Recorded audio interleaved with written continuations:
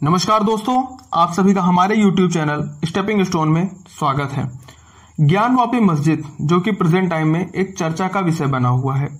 जिसमें जो हिंदू समुदाय के लोग हैं इनके द्वारा इस पूरे के पूरे मस्जिद का जो परिसर है इसमें पूजा करने की परमिशन मांगी जा रही है और साथ ही साथ इस पूरे के पूरे परिसर की सर्वे कराने की भी बात कही जा रही है। वहीं जो प्रतिवादी पक्ष है अंजुमन इंतजामिया मस्जिद कमेटी, उसके द्वारा प्लेस ऑफ वर्शिप एक्ट जो कि 1991 में आया था, उसके आधार पर इस पूरी की पूरी याचिका को खारिज करने की बात कही जा रही है। आज के डिस्कशन में बेसिकली हम ज्ञानवापी के केस के बारे में, काशी विश्वनाथ मंदिर के बारे में, साथ ही साथ इस पूरे के पूरे केस का जो आधार है प्लेस ऑफ वर्शिप एक्ट 1991, इसके बारे में प्रॉपर एनालिसिस करने वाले हैं। स्टार्ट करते हैं। अगर बात की जाए ज्ञानवापी विवाद की, तो ये आज का मुद्दा नहीं है, काफी पुराना मुद्दा चला आ रहा है, जिसमें जो मस्जिद कमेटी है उसने सर्वप्रथम 1936 में, जब भारत पे ब्रिटिश राज हुआ करता था, उस टाइम पे एक याचिका दायर की थी, जिसमें उसने इस पूरे के पूरे मस्जिद का जो परिसर है इसमें नमाज अदा करने की मांग की थी। और इसी के परिणाम स्वरूप 1937 में जो ब्रिटिश सरकार है उसने मस्जिद कमेटी को इस पूरे के पूरे परिसर में ऑफिशियली नमाज अदा करने की परमिशन ग्रांट कर दी। और उसके साथ साथ जो प्रतिवादी पक्ष था उसने भी याचिकाएं दायर की थी, लेकिन हाईकोर्ट के जजमेंट के आधार पर 1942 में उनकी पूरी याचिकाएं खारिज कर दी गई और जो मस्जिद का स्टेटस था उसे आगे भी उसी तरीके से मेंटेन करने का आदेश दिया गया। लेकिन 1990 के टाइम पे जब बाबरी मस्जिद का मुद्दा काफी पीक पे चल रहा था, उसी टाइम जो है ज्ञानवापी मस्जिद का भी मुद्दा फिर से सामने आया। तो उस टाइम जो है 1991 में पहली बार पंडित सोमनाथ व्यास और जो डॉक्टर राम रंग थे और इनके साथ साथ जो अन्य लोग थे, उन लोगों ने जो है 15 अक्टूबर 1991 को वाराणसी कोर्ट में एक मुकदमा दायर किया, जिसमें इस पूरे के पूरे ज्ञानवापी परिसर में पूजा करने की अनुमति और साथ ही साथ एक नए मंदिर के निर्माण करने की मांग की। लेकिन 1991 में नरसिम्हा राव सरकार के द्वारा प्लेस ऑफ वर्शिप एक्ट लाया गया, जिसके आधार पर मस्जिद वाला जो केस था इसको थोड़ा और डिले किया गया और फाइनली 1.5 दशक के बाद 2019 में वाराणसी कोर्ट में इस केस की सुनवाई फिर से स्टार्ट होती है, जिसमें आगे जो है 17 अगस्त 2021 को 5 महिलाओं के द्वारा जो है फिर से कोर्ट में जो है एक याचिका दायर की जाती है और उसमें कहा जाता है कि जो सिंगार गौरी का स्ट्रक्चर है इस ज्ञानवापी परिसर में, उसमें बेसिकली उन्हें जो है उनके दर्शन करने के लिए और साथ ही साथ उनकी पूजा करने के लिए अनुमति मांगी जाती है, जिसके आधार पर 2021 में फाइनली फास्ट ट्रैक कोर्ट जो है उसने जो है ज्ञानवापी परिसर में पुरातात्विक सर्वेक्षण की मंजूरी दे दी, जिसका जो प्रथम सर्वे था पूर्व कोर्ट कमिश्नर अजय मिश्रा के निर्देशन में हुआ, जो कि बेसिकली सिंगार गौरी वाले स्ट्रक्चर से संबंधित था। लेकिन इसका काफी विरोध होने के बाद जो है इसे रोक दिया गया और फिर दूसरा सर्वे होता है जिसमें विशेष कोर्ट कमिश्नर विशाल सिंह के निर्देशन में कराया गया। इसमें बेसिकली एक स्ट्रक्चर पाया गया जिसे हिंदू पक्ष के द्वारा उसे शिवलिंग की संज्ञा दी जा रही है और वहीं जो मुस्लिम पक्ष है उसके द्वारा ये दावा किया जा रहा है कि ये एक फाउंटेन था। और कोर्ट ने फिर इस पे आदेश दिया कि जो स्ट्रक्चर मिला है, चाहे जो हिंदू पक्ष है उसे शिवलिंग कह रहा है और साथ ही साथ जो मुस्लिम पक्ष उसे फाउंटेन कह रहा है, तो इस स्ट्रक्चर को सेव किया जाए और साथ ही साथ मस्जिद परिसर है उसमें नमाज को कंटिन्यू रखा जाए। ये तो रहा बेसिकली पूरा का पूरा केस के रिगार्डिंग अपडेट्स। अब हम बात करते हैं अपने काशी विश्वनाथ टेम्पल के बारे में। काशी विश्वनाथ टेम्पल जो है यह हिंदू धर्म के लिए आस्था का केंद्र हमेशा से रहा है, जो कि बेसिक शंकर जी को या भगवान शिव को समर्पित है, जो 12 ज्योतिर्लिंगों में से एक ज्योतिर्लिंग है। इन 12 ज्योतिर्लिंगों का जो है हमारा जो पुराण है स्कंद पुराण, इसके अंदर इसका साक्ष्य मिलता है। और जो काशी विश्वनाथ मंदिर है इसे ही विश्वेश्वर नाथ का मंदिर भी कहा जाता है। विश्वेश्वर नाथ का जो अर्थ होता है वो लॉर्ड ऑफ यूनिवर्स होता है, अर्थात ब्रह्मांड का देवता। और यह मंदिर जो है काफी पहले से ही उस जगह पे एग्जिस्ट करता था, लेकिन जब सिकंदर लोदी भारत आया तो उसके साथ कुतुबुद्दीन ऐबक भी आया था और उसने जब कन्नौज के राजा जयचंद पर आक्रमण किया था, उस टाइम पे बेसिकली जो हमारा काशी विश्वनाथ का टेम्पल था, ओरिजिनल टेम्पल, उसको पहली बार तोड़ा। लेकिन जब इल्तुतमिश का टाइम चल रहा था, उस टाइम पे जो है एक गुजराती मर्चेंट या गुजराती व्यापारी था, उसके द्वारा इस मंदिर का जो है फिर से निर्माण करवाया गया। लेकिन कुछ समय के बाद हुसैन शाह सरकी और सिकंदर लोदी के कार्यकाल में फिर से इस मंदिर को दोबारा तोड़ दिया गया और फिर अकबर के कार्यकाल में राजा मान सिंह के द्वारा जो है इस मंदिर के निर्माण की जो प्रक्रिया है वो फिर से शुरू की गई। फाइनली 1585 में राजा जो टोडरमल थे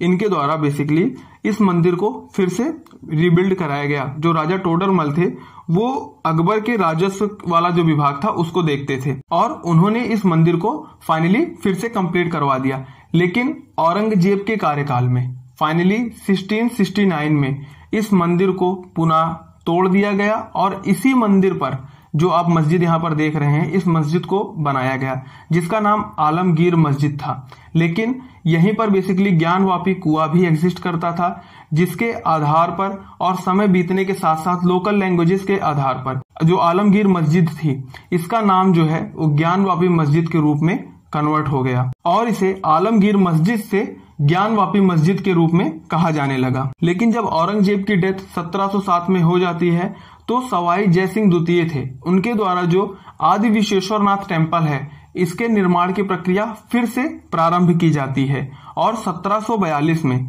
जो मराठा रूलर थे मल्हार राव होलकर, इनके द्वारा एक प्लान प्रपोज किया जाता है जिसमें ये बेसिकली मेंशन करते हैं कि जो ये ज्ञानवापी मस्जिद है इसको हम तोड़कर इसी स्थान पर जो आदि विश्वेश्वरनाथ की मंदिर है उसे फिर से बनाएंगे। लेकिन उत्तर प्रदेश में उस समय लखनऊ के नवाब हुआ करते थे और उनके हस्तक्षेप से इनका प्लान प्रोसीड ना हो सका। लेकिन फाइनली इनकी जो डॉटर इन लॉ थी अहिल्याबाई होलकर, इनके द्वारा जो है काशी विश्वनाथ टेम्पल का निर्माण करवाया गया और यह जो है बेसिकली जो ज्ञानवापी मस्जिद है इसके बाजू में ही निर्माण करवाया गया। इसी के साथ साथ जो भारतवर्ष के अन्य शासक हुआ करते थे उनके द्वारा भी इस मंदिर के निर्माण में अलग अलग समय पर अलग अलग निर्माण कार्य करवाए गए। जैसे 1835 में जो महाराजा रंजीत सिंह थे, जो उनकी वाइफ थी दत्तर कौर, उनके कहने पर 1 टन सोना जो है इस मंदिर में दान दिया था, जो कि इस मंदिर का जो गुम्बद है उसके प्लेटिंग में यूज हुआ था। और वहीं 1860 में जो राणा ऑफ नेपाल थे उनके द्वारा एक 7 फुट का नंदी का स्टेचू बनवाया गया और इस मंदिर को दान दिया गया, जो स्टेचू आज भी प्रेजेंट टाइम में उस मंदिर वाले परिसर में मौजूद है। और अगर हम बात करते हैं प्रेजेंट टाइम में तो यहाँ पर जो आप ये मस्जिद देख रहे हैं इसी को ज्ञानवापी मस्जिद कहा जाता है और इसके साथ में ये बाजू में जो स्ट्रक्चर पूरा का पूरा लगा हुआ है ये काशी विश्वनाथ टेम्पल है, जो कि इसका जो जीर्णोद्धार है बेसिकली मोदी सरकार के द्वारा कराया गया। ये तो रहा पूरा का पूरा घटनाक्रम जिसमें मंदिर को कई बार तोड़ा गया और फिर से बनाया गया और फाइनली मस्जिद और मंदिर दोनों एग्जिस्ट करते हैं। और अब हम बात करते हैं उस एक्ट की जो इस पूरे के पूरे केस का आधार है, प्लेस ऑफ वर्शिप एक्ट 1991। 1990 के टाइम पे जब बाबरी मस्जिद या अयोध्या मंदिर वाला मुद्दा काफी पीक पर चल रहा था या काफी विवादित हो गया था, उस टाइम पे जो है बाबरी मस्जिद के संरक्षण और साथ ही साथ जो अन्य वर्शिप प्लेसेस हैं उनके संरक्षण के लिए जो नरसिम्हा राव की सरकार थी उसने एक एक्ट को प्रपोज किया जिसका नाम प्लेस ऑफ वर्शिप एक्ट था, जिसमें यह निर्धारित किया गया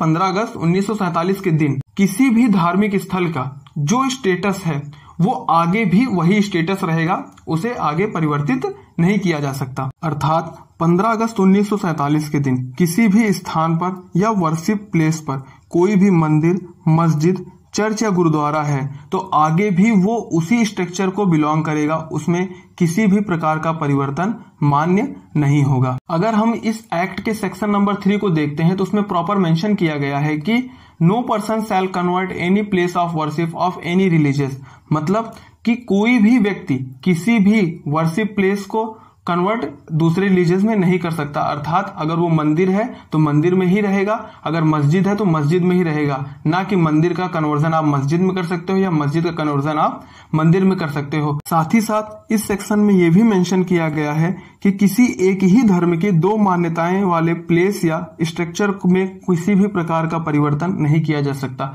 जैसे कि अगर कोई हिंदू धर्म के एक साइट है जिसमें 2 मंदिर हैं, एक शंकर जी को बिलोंग करती है और एक हनुमान जी को बिलोंग करती है, तो शंकर जी वाले मंदिर का आप स्टेटस हनुमान जी वाले मंदिर में नहीं कन्वर्ट कर सकते और हनुमान जी वाले मंदिर का जो स्टेटस है उसे आप शंकर जी के रूप में नहीं कन्वर्ट कर सकते। और अगर हम एग्जांपल लेते हैं मस्जिद में, तो अगर कोई मस्जिद है जो कि शिया को बिलोंग कर रही है तो आप उसे सुन्नी में नहीं कन्वर्ट कर सकते और वहीं सुन्नी की मस्जिद को आप शिया में कन्वर्ट नहीं कर सकते। ये तो रहा सेक्शन 3 के बारे में। अब हम बात करते हैं सेक्शन 4 के बारे में, जो कि इस पूरे के पूरे वर्शिप एक्ट का सबसे इंपॉर्टेंट पोर्शन है। तो जो सेक्शन 4 का क्लॉज नंबर 1 है, उसमें बेसिकली कहा गया है कि 15 अगस्त 1947 के दिन अगर कोई साइट हिंदू धर्म को बिलोंग करती है तो वो आगे भी हिंदू धर्म को बिलोंग करेगी, और अगर कोई साइट मुस्लिम धर्म को बिलोंग करती है तो आगे भी मुस्लिम धर्म को बिलोंग करेगी। इसी सेक्शन का जो क्लॉज नंबर 2 है, उसमें बेसिकली मेंशन किया गया है कि जब देश आजाद हुआ उसके बाद अगर कोई भी केस दायर किया जाता है जिसमें कि किसी रिलीजियस साइट से या उसके स्टेटस को कन्वर्जन से लेकर, जिसमें किसी रिलीजियस साइट या उसके स्टेटस को परिवर्तित किए जाने के बारे में है, तो जो उसका जजमेंट आएगा या जो उसका निस्तारण किया जाएगा वो बेसिकली क्लॉज नंबर 1 के आधार पर किया जाएगा। अर्थात 15 अगस्त 1947 को उस रिलीजियस साइट का स्टेटस क्या था या वो किस रिलीजियस साइट से बिलोंग करती थी, वो बेसिकली उसी के रिगार्डिंग उसका निस्तारण या जजमेंट किया जाएगा। अब हम सेक्शन 4 के क्लॉज नंबर 3 की बात करते हैं, जिसमें यह मेंशन किया गया है कि यदि कोई बिल्डिंग या स्ट्रक्चर को एंशिएंट मॉन्यूमेंट का दर्जा दे दिया जाता है तो वह बेसिकली इस प्लेस ऑफ वर्शिप एक्ट के बाहर रखा जाएगा। जो यह एंशिएंट मॉन्यूमेंट का दर्जा होता है वह ancient monument and archaeological site and remains act 1958 के आधार पर दिया जाता है, जिसमें यह बेसिकली निर्धारित किया जाता है कि जो आपका स्ट्रक्चर है, प्लेस है या साइट है, वो कम से कम 100 साल से अधिक की होनी चाहिए, और साथ ही साथ उसका कोई ना कोई हिस्टोरिकल और कल्चरल महत्व होना चाहिए। तो वह बेसिकली इस एक्ट के आधार पर एक एंशिएंट मॉन्यूमेंट साइट घोषित कर दी जाएगी, और इसका जो पूरा का पूरा सर्वेक्षण या जो इसका रख रखाव है वो बेसिकली ASI के द्वारा किया जाएगा। It's all about place of worship act 1991, जो कि इस पूरे ज्ञानवापी केस का आधार है। सो इस एक्ट के आधार पर इस पूरे के पूरे केस पर क्या प्रभाव पड़ेगा, आप अपने विचार को हमारे कमेंट बॉक्स में जरूर साझा करें। धन्यवाद।